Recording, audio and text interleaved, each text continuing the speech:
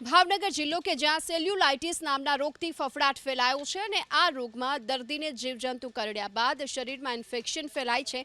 દર્દી મુજબ જ્યારે ઝેરી જીવજંતુ કરડે છે ત્યારબાદ સૌથી પહેલાં તો શરીરના ભાગે ચાંદા પડી જાય છે, બાદમાં સોજા પણ ચડે છે, જેના કારણે હાલ કેટલાક કિસ્સાઓમાં દર્દીઓને ઓપરેશન પણ કરાવવું પડે અને એવા તે કયા જીવજંતુ છે જેના કરડવાથી કેસ વધી રહ્યા છે તે હજુ સુધી ડોક્ટરોને પણ જાણવા નથી મળી રહ્યું।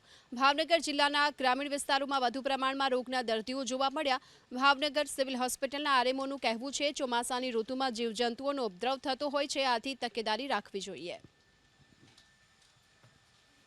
શરૂઆતના લક્ષણો આમાં હોજવો મીનો તો પગ અને પછી દાજી જોડે સાંધા પડ્યા, પછી એમાંથી બધું ફૂટ્યું એટલે હળો બેસી ગયો। પછી બે ત્રણ જગ્યાએ સારવાર કરી મેં, પણ કંઈ રાગ ન પડ્યું, પછી અહીંયા ભાવનગર દાખલ થયો।